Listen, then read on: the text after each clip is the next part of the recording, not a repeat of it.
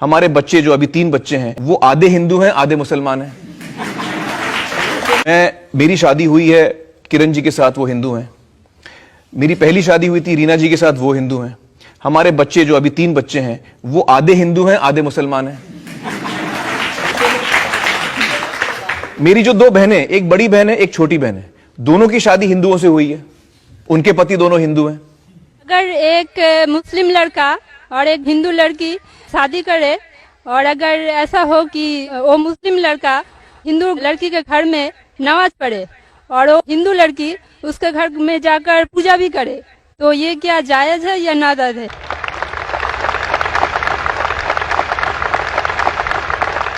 بہن کا اچھا سوال ہے کہ اگر ایک مسلمان لڑکا ہندو لڑکی سے شادی کرتا ہے تو کیا وہ مسلمان لڑکا ہندو کے گھر میں جا کے نماز پڑھ سکتا ہے، اور کیا وہ لڑکی مسلمان کے گھر میں پوجا کر سکتی کہ نہیں؟ سب سے پہلے کچھ شرائط ہے ہر چیز کے. آپ اگر گاڑی رکھیں گے اور گاڑی کا ایک پہیہ رکھیں گے، سائیکل کا ایک پہیہ رکھیں گے، ٹریکٹر کا، تو گاڑی چلیں گی کیا؟ نہیں چلے گی. یا چاروں سائیکل کر دو یا چاروں ٹریکٹر کر دو. اسی لیے قرآن کی آیت ہے سورہ بقرہ کی سورہ نمبر 2 آیت نمبر 221 میں اللہ تعالیٰ فرماتے ہیں کہ آپ مشرکہ سے شادی نہیں کر سکتے جب تک وہ ایمان نہ لائے. مطلب جو غیر مسلم ہیں اور شرک کر رہی ہے اس سے آپ شادی نہیں کر سکتے جب تک وہ ایمان نہ لائے. اور ایک ایمان لانے والی عورت چاہے کتنی بھی بدصورت ہو وہ ایک مشرکہ سے بہتر ہے. اور آگے آیت کہتی ہے کہ لڑکیاں مشرک لڑکے سے شادی نہیں کر سکتی جب تک وہ ایمان نہ لائے. ایک مومن آدمی چاہے کتنا بھی بدصورت ہو وہ بہتر ہے بنسبت جو شرک کرتا ہے. اس کی وجہ یہ ہے کہ اسلام میں لکھا ہے کہ اگر آپ خدا کے علاوہ کسی کو اور پوچھتے ہیں، کسی اور کی عبادت کرتے ہیں، یہ سب سے بڑا گناہ ہے. اور اللہ تعالیٰ فرماتے ہیں سورہ نساء میں سورہ نمبر 4 آیت نمبر 48 میں اور سورہ نساء سورہ نمبر 4 آیت نمبر 116 میں کہ اللہ سبحانہ و تعالیٰ اگر چاہے تو کوئی بھی گناہ کو معاف کر سکتا ہے لیکن شرک کو کبھی نہیں معاف کرے گا. اگر ایک انسان مشرک جیسا مر گیا تو اللہ تعالیٰ کبھی بھی اسے معاف نہیں کر سکتا، کیونکہ مشرک وہ شخص جو شرک کرتا ہے. اور یہ سب سے بڑا گناہ ہے کیونکہ ہمارا خالق، ہمارا مالک، ہمارا ایشور، ہمارا خدا، ہمارا بھگوان، اگر ہم اس کو گالی دیں گے، یہ سب سے بڑا گناہ ہے.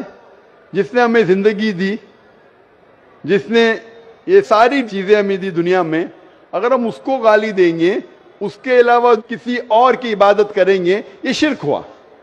تو اسی لیے اسلام میں اجازت نہیں ہے کہ ایک مسلم لڑکا یا لڑکی کوئی مشرک لڑکا یا لڑکی سے شادی کرے، یہ اجازت نہیں ہے. جہاں تک کہ سوال ہے کہ ایک عام مسلمان ہندو گھر میں نماز پڑھ سکتا ہے، اگر اس کے سامنے کوئی مورتی نہیں ہے تو وہ نماز کہاں بھی پڑھ سکتا ہے اگر جگہ صاف ہے. ہمارے رسول محمد صلی اللہ علیہ وسلم فرماتے کہ ساری دنیا، ساری دھرتی مومن کے لیے مسجد ہے. یعنی ساری دنیا آپ کہاں بھی نماز پڑھ سکتے، دیکھنا چاہیے کہ صاف ہے، آپ نماز پڑھ سکتے. تو یہ آپ جا کے اگر ہندو کا گھر میں جاتے ہیں اور وہ صاف ہے، کوئی مورتی آگے نہیں ہے، تو نماز پڑھنے میں کوئی حرج نہیں ہے. ضروری نہیں ہے کہ آپ کو شادی کرنا چاہیے پھر آپ نماز پڑھ سکتے، شادی کرنے کی ضرورت نہیں ہے. نماز پڑھنے کا اگر صاف جگہ ہے تو کوئی حرج نہیں. اسی لیے شادی کے لیے شرط ہے کہ دونوں کا ایمان ہو.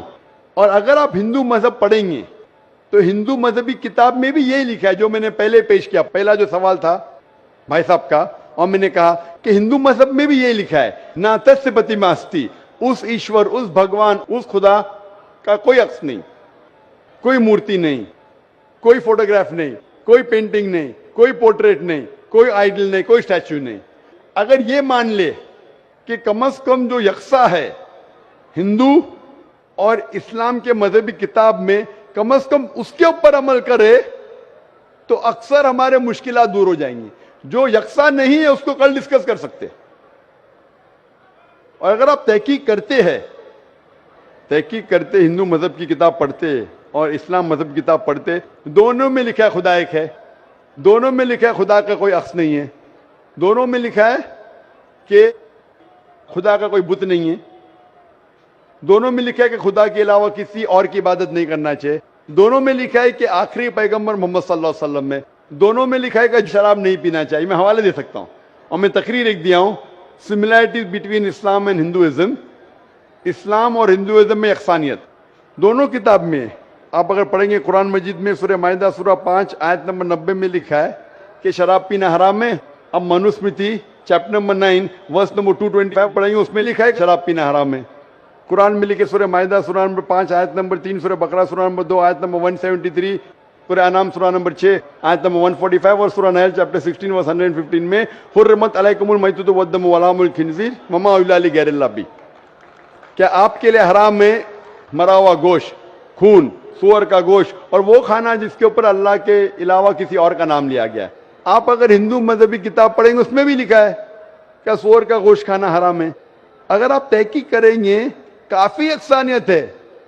اسلام مذہبی کتاب میں لکھا ہے قرآن میں سورہ نور میں سورہ نمبر 24 آیت نمبر 30 اور 31 کے اندر حجاب کے بارے میں، عورت کو الحمدللہ حجاب میں ہونا چاہیے، سر سے ڈھکا ہونا چاہیے اس کا جسم، صرف جو دکھ سکتا ہے وہ چہرہ اور ہتھیلی تک کے۔ آپ اگر ہندو مذہب کتاب پڑھیں گے رگ وید بک نمبر 8 میں لکھا ہے، اور رگ وید بک نمبر 10 میں بھی لکھا ہوا ہے کہ عورت کو اپنے سر کے پلوں کو ڈالنا چاہیے چہرے پہ۔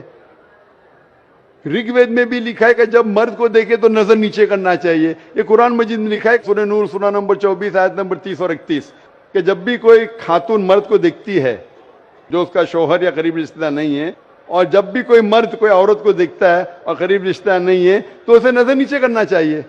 اور اسلام مذہب میں جو مذہبی کتاب میں لکھا ہے، لیکن افسوس کی بات ہے کہ مذہب کے ٹھیکیدار یہ چیز کا ذکر ہی نہیں کرتے۔ کیوں؟ اسی لیے میں حوالے دیتا ہوں، میں کوئی عالم نہیں ہوں، میں کوئی پنڈت نہیں ہوں، میں اپنے آپ کو طالب علم کہتا ہوں، لیکن میں ہمیشہ حوالہ دیتا ہوں، تو کسی کو بھی شک ہے، کسی کو بھی شبہ ہے تو گھر پہ جا کے چیک کر سکتا ہے، یا انٹرنیٹ پہ جائیے، آپ ٹائپ کرو، وید بھی انٹرنیٹ کے اوپر ہے، قرآن بھی انٹرنیٹ کے اوپر ہے، ٹائپ کرو، ریفرنس ٹائپ کرو، آپ کو حوالہ مل جائے گا۔ تو اسی لیے گاڑی چلنے کے لیے دونوں کا جو رولز اینڈ ریگولیشن ہے وہی ہونا چاہیے، اسی لیے دونوں لوگ مومن ہونا ضروری ہے۔ Hope that answers the question.